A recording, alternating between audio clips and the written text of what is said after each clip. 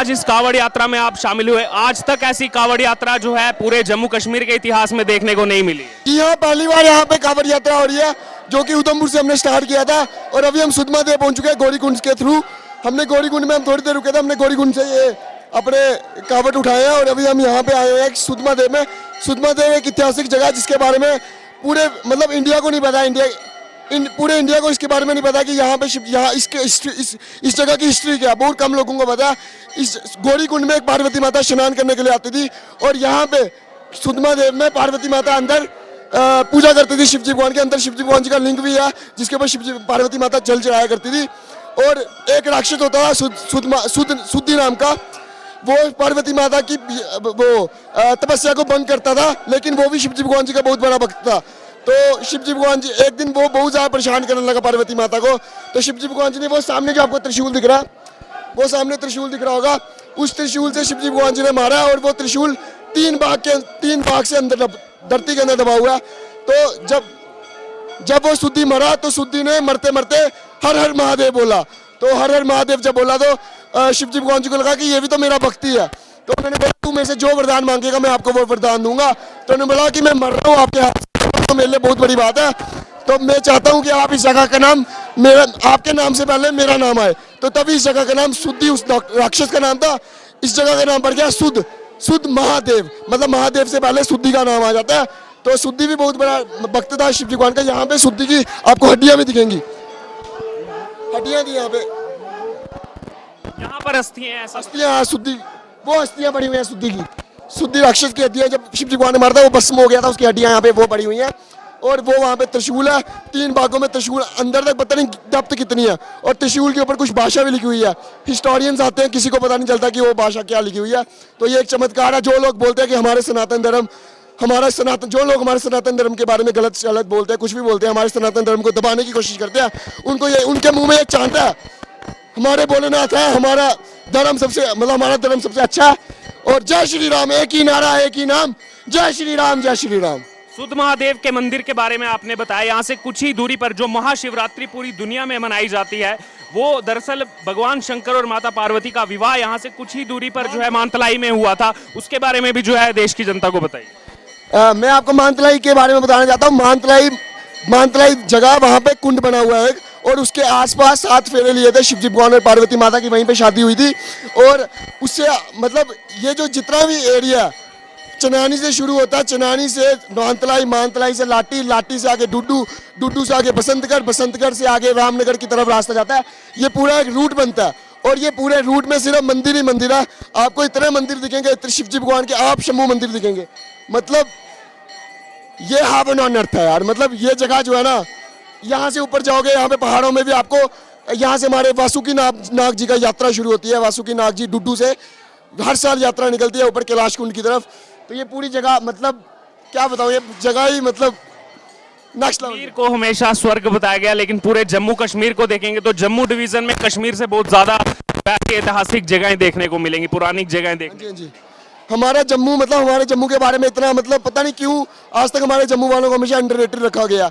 कोई भी चीज़ होगी अंडररेटेड रखा जाता है। लेकिन भाई अभी की जो सरकार है मतलब बहुत अच्छा काम कर रही है हमारे जम्मू को उठाने के लिए, हमारे जम्मू के लिए बहुत अच्छा काम। मतलब हर चीज़ जम्मू टूरिज्म बढ़ रहा है। देखो ये जो चीज़ हो रही है, इससे पहली बार हुआ है इतिहास, ये पहली बार हुआ। तो ये भी इतिहास, मतलब इससे भी तो टूरिज्म बढ़ेगा, लोगों को पता चलेगा कि आपके चैनल के माध्यम से पता चलेगा कि यहाँ पे इस जगह पे शिवजी भगवान का जगह, आगे पार्वती माता की शादी हुई है शिवजी भगवान और पार्वती माता की, उससे आगे कैलाश कुंड के लिए यात्रा जाती है। तो ये पूरा कवर हो रहा है। तो कितनी अच्छी बात है। मैं बोल रहा हूँ कि जम्मू हमारा कम नहीं है भाई। जम्मू हमारा सिटी ऑफ टेम्पल्स तभी माना जाता है इसी चीज़ के कारण। तो हमें हमारा फर्ज बनता है हमारी संस्कृति को आगे बढ़ाने का। तो ये चीज़ें हर साल, जैसे ये यात्रा हुई है, हर साल होनी चाहिए, मेरा यही कहना है। जम्मू कश्मीर के उधमपुर जिले का ऐतिहासिक सुध महादेव मंदिर, जहां पर इस समय इस मंदिर के परिसर में हम मौजूद हैं। इस मंदिर के इतिहास के बारे में बता दें तो ये पौराणिक काल से यहाँ पर भगवान शंकर का त्रिशूल आप वहां पर देख सकते हैं। मेरे कैमरामैन इस समय आपको विजुअल्स दिखा रहे हैं। दरअसल अगर यहाँ के इतिहास के बारे में बात की जाए तो सदियों पुराना इतिहास है। यहाँ से सामने वाली पहाड़ी पर पहले आपको दिखाना चाहूंगा, वहां पर एक मानतलाई गाँव है। उस मानतलाई गांव में इस समय इंटरनेशनल योगा सेंटर बनाया जा रहा है। इसी मानतलाई में माता पार्वती का जन्म स्थान इसे बताया जाता है। यहाँ पर वो कुंड भी मौजूद है जहाँ पर भगवान शंकर और माता पार्वती का ब्याह हुआ था, शादी यहाँ पर हुई थी। बारात लेकर के भगवान शंकर इसी मानतलाई की पहाड़ी पर गए थे, इसी मानतलाई कस्बे में गए थे जो आज एक शहर में परिवर्तित हो रहा है। लेकिन इस मंदिर के बारे में आपको बता दें, जहां पर ऐतिहासिक कांवड़ यात्रा निकली है, इतिहास में पहली बार ऐसी यात्रा का आयोजन जम्मू कश्मीर के अंदर किया गया है। इस मंदिर का इतिहास यह है कि यहां पर जब माता पार्वती भगवान शंकर की उपासना कर रही थी, पूजा अर्चना कर रही थी, उसी समय पीछे एक राक्षस यहां पर सुदांत आते हैं। राक्षस कहने को दानव है, लेकिन भगवान शंकर के वो भी बहुत बड़े भक्त थे, पुजारी थे। लेकिन यहाँ पर माता पार्वती जब अपनी उपासना कर रही होती हैं तो उसके बाद वो जो है उससे डिस्ट्रैक्ट होती हैं। अगर बात की जाए तो यहाँ पर जो दानव जो है पीछे से जो आवाज़ करता है, उसके बाद माता पार्वती अपनी जो है उनकी पूजा अर्चना वो भंग हो जाती है। जिसके बाद वो आवाज़ लगाती है, भगवान शंकर के पास आवाज़ पहुँचती है और जिसके बाद वो त्रिशूल फेंकते हैं जो सीधे जा करके हृदय में लगता है यहाँ पर उस सुदांत दानव के। वही त्रिशूल ये है। बाद में शंकर भगवान को पता लगता है कि वो तो मेरा एक परम भक्त था। लेकिन यहाँ पर बात की जाए तो भगवान शंकर का, क्योंकि वो त्रिशूल आकर के यहाँ उसको लगता है तो उसको मोक्ष की प्राप्ति होती है। जिसके बाद इस जगह का नाम जो है वो उसी सुदांत दानव के नाम पर पड़ता है, सुध महादेव। महादेव के नाम से पहले उस दानव का नाम यहाँ पर लिया जाता है। और ये विश्व में बहुत कम ऐसी जगहें आपको देखने को मिलेंगी जहां पर खंडित चीजों की पूजा की जाती है, क्योंकि ये जो त्रिशूल यहाँ पर है ये उस समय खंडित हो गया जब दानव के हृदय में जाकर के जा लगा, उसके बाद खंडित यहाँ पर हो गया। और अगर बात की जाए कई सदियों से, पिछले कई युगों से यहाँ पर इसकी जो है पूजा अर्चना की जाती है, जलाभिषेक किया जाता है। और अभी महाशिवरात्रि के पावन उपलक्ष्य पर यहाँ पर जो है ऐतिहासिक कांवड़ यात्रा का आयोजन किया गया। एक हमारे साथ यहाँ के जो स्थानीय निवासी मौजूद हैं, इनसे हम बात करें। क्या नाम है आप? मेरा नाम रोशन चंद है। जय भोलेनाथ की। तो जहाँ का ये प्राचीन मंदिर है, सदियों पहले का मंदिर है। तो जहाँ ये जैसे आपने बोला कि जहाँ त्रिशूल अखंडित पड़ा है, जहाँ सुदंत राक्षस रहता था, तो सुदंत राक्षस माता गौर जहाँ मानतलाई में उनका जन्म हुआ है, माता पार्वती का जन्म जो मानतलाई में हुआ है, तो वो पूजा करने के लिए गौरी कुंड जाती थी। तो सुदंत राक्षस जो ऊपर से देखता था, तो जब ऊपर से देखता तो एक दिन उसकी नज़र पड़ गई कि एक कन्या जो डेली कली उधर जाती है, अपना गौरी कुंड में नहाने के लिए जाती है। तो जहाँ वादी कोई नहीं थी, घोर जंगल थे, तो जहाँ बैठी थी तो सुदंत राक्षस ने उसके बाद कोई बदतमीजी की या क्या किया, तो जैसे हमने सुना है। तो माता जी ने ज़ोर से आवाज़ मारी कि भोलेनाथ की। जब ज़ोर से आवाज़ मारी तो भोलेनाथ ने ऊपर से त्रिशूल मार दिया। जब त्रिशूल मारा तो उसने जो सुदंत राक्षस था, तो सुध महादेव का नाम जो है सुदंत से पड़ा है, वो सुदंत राक्षस था। तो बिगड़ते बिगड़ते सुध महादेव बन गया, लेकिन मीन मतलब है कि जो सुदंत राक्षस था। तो जब उसने राक्षस को उसने भोलेनाथ जी ने ऊपर से त्रिशूल मारा तो उसकी मृत्यु हो गई। तो मृत्यु होने के कारण वो ओम नमः शिवाय, ओम नमः शिवाय बोलने लगा।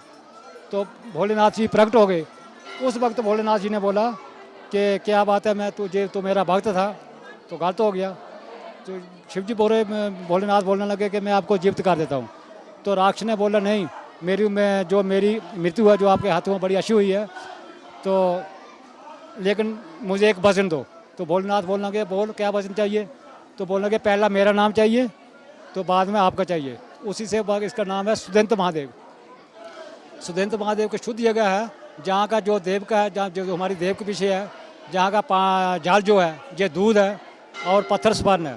गया जी में कथा होती थी, तो गया जी में कथा होती थी, वहाँ बोलते थे कि शुद्ध महादेव में जो जाल है देव का, वो पत्थर वहाँ का जाल जो दूध है और पत्थर स्वर्ण है।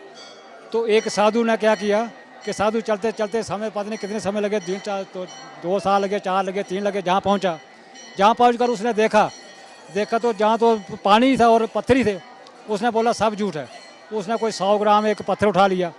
तो पुराने ज़माने में बेबड़ियाँ होती थी, बेबड़ी पर उसने जाल डाल दिया। तो चलते चलते समय वापस चला गया। जब गया जी में कथा होती थी, तो गया जी जब गया तो बोलने लगा, वहाँ फिर कथा हो रही है कि शुद्ध महादेव एक ऐसा तीर्थ स्थान है कि वहाँ का जाल जो दूध है और पत्थर स्वर्ण है। तो वो साधु बोलने लगा सब झूठ है। तो उन्होंने बोला 10 निशानी कोई निशानी दिखा। जब उसने निशानी दिखाई तो अपने झोली में देखा तो पत्थर निकाला तो वो सोना था, तो जाल वो दूध था। फिर तो वो पछताया। लेकिन समय समय की बात होती है, ये प्राचीन मंदिर है।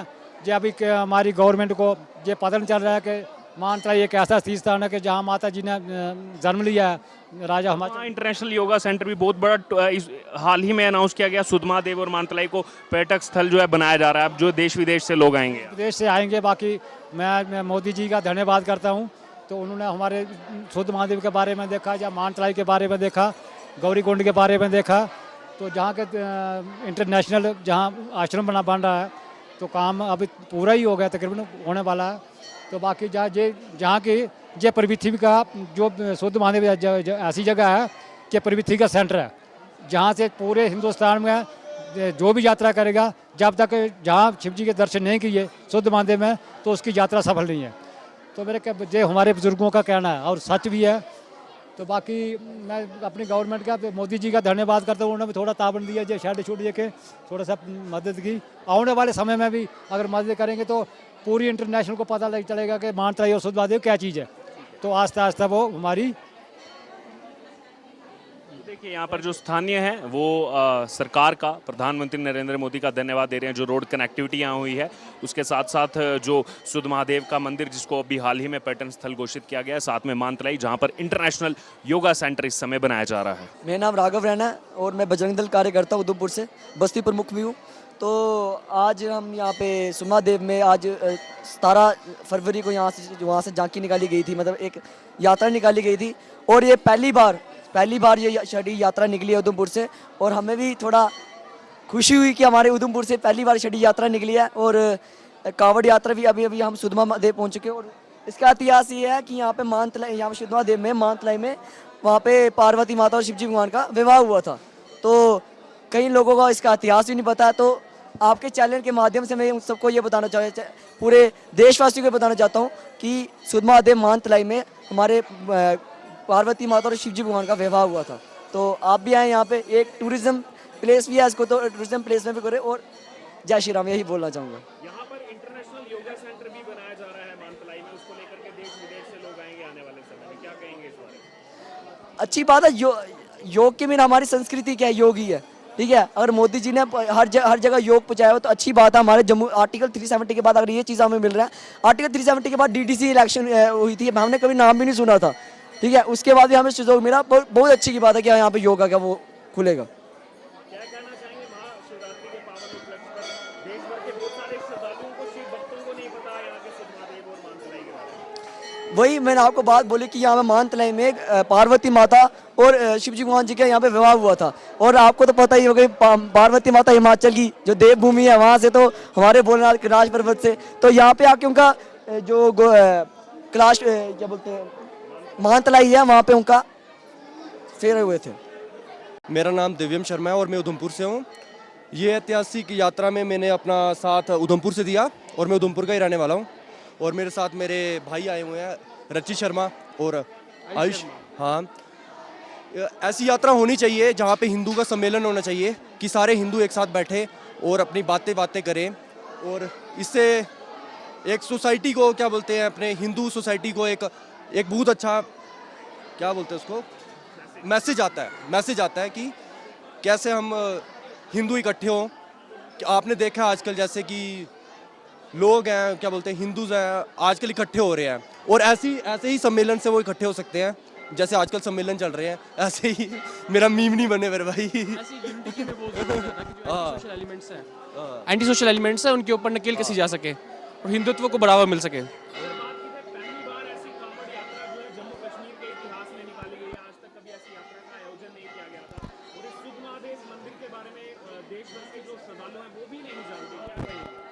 देखिए, ये तो वीएचपी का काम है, जो विश्व हिंदू परिषद है, उन्होंने ही पहली बार ऑर्गेनाइज़ किया है। तो हम उनका तहे दिन से शुक्रिया अदा करते हैं कि उन्होंने हमारी पहली बार यहाँ पर आए हैं सुधमादेव की यात्रा में। और आशा करते हैं कि आगे भी ये चलती रहेगी यात्रा इसी प्रकार से हर साल। ऐसे काफ़ी मंदिर हैं जिनके ऊपर आज तक कोई पर्दा नहीं डाल पाया है। जैसे आप उस साइड पे जाएंगे, टंडार वाली साइड पे जाएंगे, वहाँ पे भी काफ़ी मंदिर हैं। हमारे क्या बोलते हैं, करलाह मंदिर है, वहाँ पे भी काफ़ी मंदिर है जिनके ऊपर, यहाँ से ही कुछ करीबन 8 या 12 किलोमीटर दूर है छपरा माता, वो भी काफ़ी अच्छा टूरिस्ट स्पॉट है एक, वहाँ पे भी काफ़ी मान्यता है लोगों की। तो ऐसे देवी स्थान है जो वो आने चाहिए सामने, और सभी हिंदुओं को इकट्ठा होकर यहाँ पे आना चाहिए। शुद्ध महादेव की, माता पार्वती रानी की, हर हर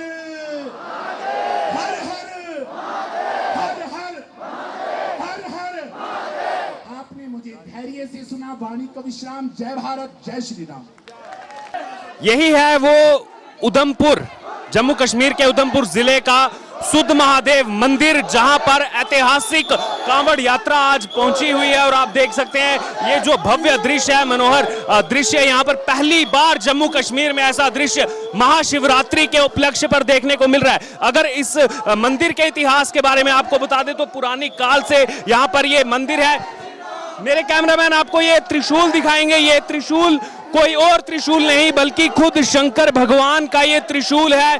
अब से जाता है कि यहाँ से कुछ दूर पहाड़ी पर मानतलाई, जहां पर माता पार्वती का जो है जन्म स्थान है, वहां पर उनका जन्म हुआ था और यहाँ पर आकर के भगवान शंकर की वो उपासना करती थी, पूजा करती थी। और एक दिन पूजा करने के दौरान उनके पीछे पीछे एक राक्षस आया, सुधांत नाम का वो राक्षस था, और वो भी भगवान शंकर की उपासना करता था वो राक्षस। लेकिन जैसे ही अपनी पूजा अर्चना मां पार्वती कर रही थी, उसके बाद जो है उनका ध्यान भंग हुआ, क्योंकि पीछे पीछे राक्षस सुधांत वहां पर आ रहा था। और जैसे ही यहाँ पर मां पार्वती क्रोधित हुई, उनकी ध्वनि से शंकर भगवान तक आवाज गई, जो यहाँ पर बताया जाता है, जो यहाँ का इतिहास है। फिर शंकर भगवान ने वहां से जो त्रिशूल फेंका, यही वो त्रिशूल है जो जा करके सीधे उस राक्षस के हृदय में जा करके लगा था।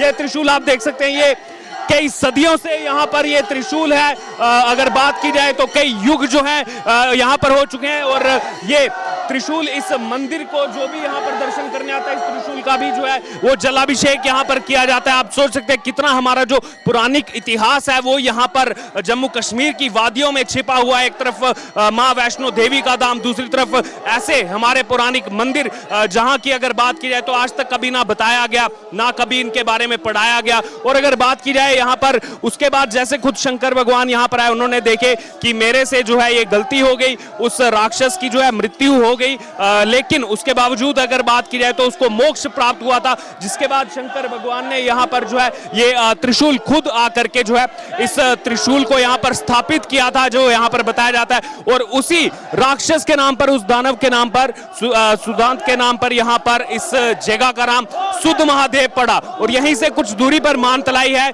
जहां पर महाशिवरात्रि जो हम आज के युग में मनाते हैं, महाशिवरात्रि के दिन वहां पर भगवान शंकर और माता पार्वती का विवाह हुआ था। और अगर बात करें, अब तक ऐसा कभी भी मनोहर दृश्य यहाँ जम्मू कश्मीर में देखने को नहीं मिला। महाशिवरात्रि के दिन आप शिव भक्तों का यहाँ पर तांता देख सकते हैं, किस प्रकार से कांवड़ यात्रा जो यहाँ पर निकाली गई है, वो उत्साह यहाँ के युवाओं के मन में, वो कांवड़ लेकर जो यहाँ पर पहुंचे हुए हैं। ना ही सिर्फ उधमपुर के लोग बल्कि पूरे जम्मू कश्मीर के दूर दराज इलाकों से लोग आज इस ऐतिहासिक यात्रा का जो है हिस्सा बनने के लिए पहुंचे थे। लेकिन सबसे अहम ये त्रिशूल जो खुद शंकर भगवान ने यहाँ पर स्थापित किया, और इन्हीं पहाड़ियों में थोड़ी दूरी पर जो है मानतलाई है।